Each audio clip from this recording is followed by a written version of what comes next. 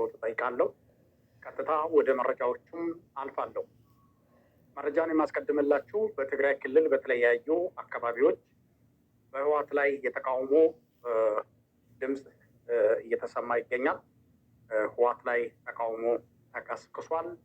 ከዚሁ ጋር ተያይዞ በትግራይ የሚንቀሳቀሱት ተቃዋሚ ፓርቲዎችም ተቃውሞውን ተቀላቅለውታል። ለ51 ዓመት ህወሓት ተቃዋሚ ፓርቲዎችን እያፈነ ብቻውን አምባገነን ሆነው እዚህ መድረሱ ይታወቃል። አሁን ተቃዋሚ ፓርቲዎች ባገኙት አጋጣሚ ከህዝብ ጎን ሆነው በጋራ መግለጫ አውጥቷል። ፓርቲዎቹ ባይቶና፣ አረና ትግራይ፣ ነጻነት ፓርቲ፣ ትግራይ ነጻነት ፓርቲ ናቸው። እንግዲህ ከደቡብ ትግራይ ዞን ህዝብ ጎን እንዲቆሙም አስታውቋል። በህወሓትና በወታደራዊ ኃይል በኩል የሚፈጸመው በደልና ግፍ መቆም አለበት ሲሉ ድምፃቸውን አሰምቷል። ከዚሁ ጋር ተያይዞ ጌታቸው ረዳ በአንድ ሚዲያ ላይ ቀርቦ የህወሓትን በርካታ ጉዶች መዘርዘሩን ተከትሎ ህወሓት አቶ ጌታቸው ረዳ እንደዚህ አይነቱን ውንጀላ ያቁም ብሏል። በትግራይ ተቋማት ላይ የሰላም ጥፋት ዘመቻ ከፍቶብናል ስል ህወሓት የጌታቸውን ቃለ ምልልስ በይፋ የተቃወመበት ሁኔታ ነው ያለው።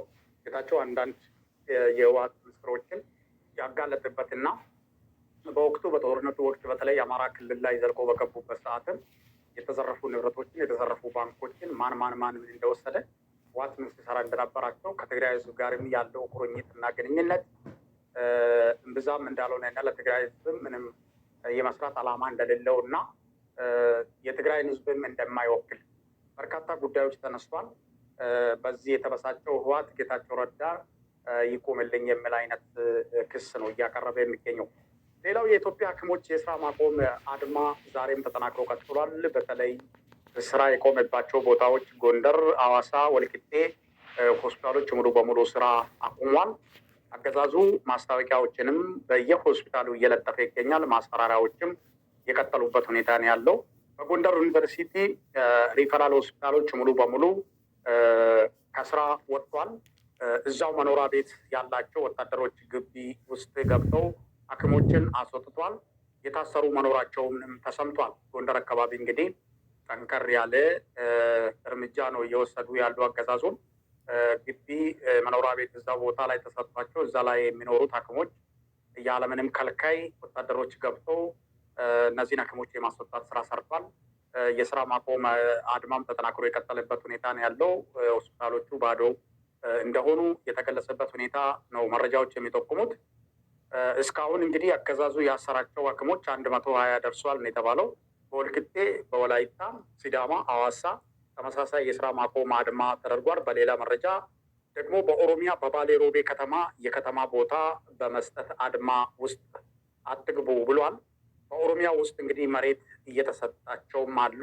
አድማ ውስጥ እንዳይገቡ ከተደረገ በኋላ ነው እንግዲህ ነገሩ ከተረጋጋ በኋላ ከደሞዛቸው እየተቆረጠ ገቢ እንደሚሆን የውስጥ የመረጃ ምንጮች ይናገራሉ። አሁን እንግዲህ እነዚህ ሐኪሞች በአድማ ውስጥ እንዳይሳተፉ የከተማ ቦታ እንሰጣቸዋለን ይላሉ። ምናልባት አንዳንድ ሐኪሞች ይሄ የከተማ ቦታ ነፃ ይደላ ነው በሚል ከዓላማቸውና ከተነጋገሩት ድምፃቸውን ከሚያሰሙት የሚያፈነግጡ ከሆነ በመሬት ተታሏል ማለት ነው። ብልጽግና ከ10 ሰው ጋር ከተጣላ ከ5ቱ ጋር አውቆ በመታረቅ ኃይል የመበተን ስራን በዚህ አይነት ሁኔታ እየሰራ ይገኛል ማለት ነው።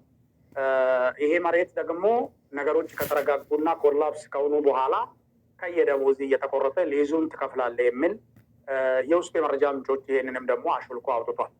ሌላው ሰሜን ወሎ አላማጣ ከተማ ዛሬ ይደረጋል ተብሎ የተጠበቀው ሰልፍ ቀርቷል ነው የተባለው። እንግዲህ የደብረጽዮን ቡድን ነው ሰልፉን ያስቀረው ተብሏል። የደብረጽዮን ታጣቂዎቹ የሰልፉ አስተባባሪዎችን በጥይት መጥቷል፣ ደብድቧልም፣ ድብደባም ተፈጽሞባቸዋል። ህዝቡ ደግሞ የደብረጽዮን እና የጌታቸው ረዳ ግርግር ትግራይን እንጂ ራያን አይመለከትም የሚል ድምፃቸውን እያሰሙ ይገኛሉ። እዛ አካባቢ ያለው ፖለቲካ የተጣጣበበት ሁኔታ ነው ያለው። ህዝቡ በአንድ በኩል ለራሱ እየተከራከረ ይገኛል፣ በአንድ በኩል ደግሞ የጌታቸው ረዳ ድጋፍ አይደረግም የሚሉት ደግሞ የደብረ ጽዮን ቡድን የጌታቸው ረዳን ቡድን በጥይት እስከ ማምታት እና ሆስፒታል እስከ ማስገባት ደረጃ የደረሱበት ሁኔታ ነው ያለው። የህወሓት መሰረዝ የትግራይ ህዝብ ጉዳይ አይደለም ብሏል። የትግራይ ተቃዋሚ ፖለቲከኛ ፓርቲዎች የፕሪቶሪያ ስምምነት አበቃ እያለ የሚቀሰቅሰው ፕሮፓጋንዳ ነው፣ ተቀባይነት የለውም እያሉ ይገኛሉ። እንግዲህ ይሄ በትግራይ ውስጥ የሚንቀሳቀሱ ተቃዋሚ ፓርቲዎች ህወሓትን እየተጠቀመበት ያለው ትልቁ የፖለቲካ አጀንዳ የፕሪቶሪያ ስምምነት የምትለዋ ነች። ይቺ የፕሪቶሪያ ስምምነት በሁሉም ቦታ እንደምትሰራ በህወሓት ዘንድ እንደ ቢጫ ካርድ የተሰጠበት ሁኔታ ነው ያለው። በሌላ መረጃ በኢትዮጵያ ውስጥ ሐኪሞች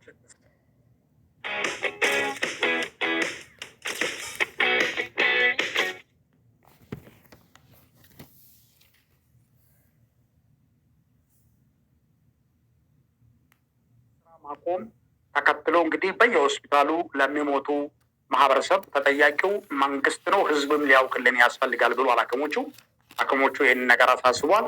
ጥያቄያችን የዳቦ ጥያቄ ነው፣ ዳቦን የጠየቅነው የመኖር አለመኖር ጥያቄን የጠየቅነው እንጂ ሰው እንዲሞት ፍላጎት የለንም፣ መንገድ አልዘጋንም፣ አልዘረፍንም፣ ተጠያቂው ራሱ መንግስት ነው የሚጠየቀው ብሏል። እንግዲህ የኢትዮጵያ ህዝብ እንግዲህ ሊያውቅልን ያስፈልጋል ስሉ ለህዝብም ያሳወቁበት ሁኔታ መኖሩ ተገልጿል።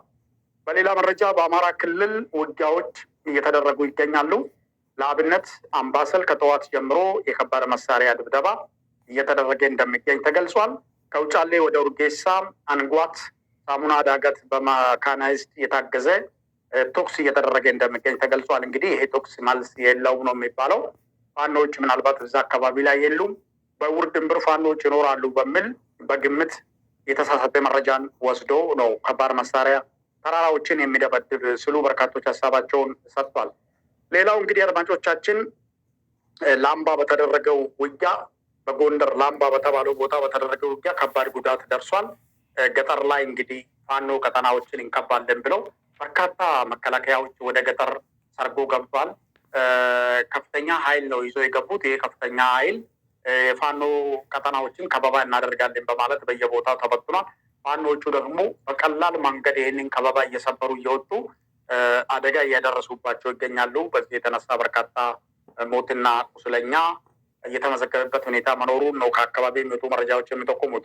በተመሳሳይ ጀበራ በተባለው ሰርጌ በተባለው ቦታ በአሰሳ ላይ ያሉት ተመቷል።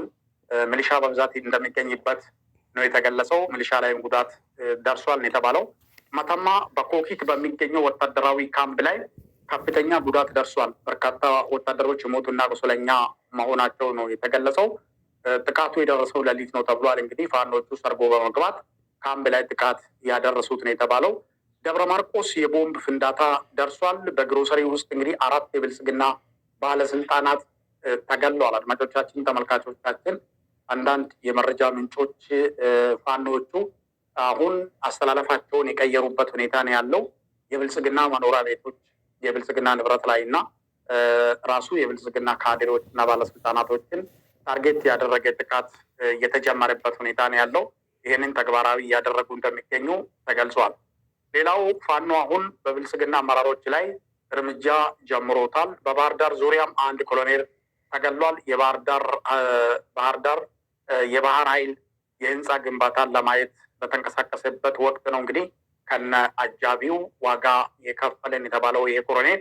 እንግዲህ ይሄ የሆነው ባህር ዳር ዙሪያ ነው።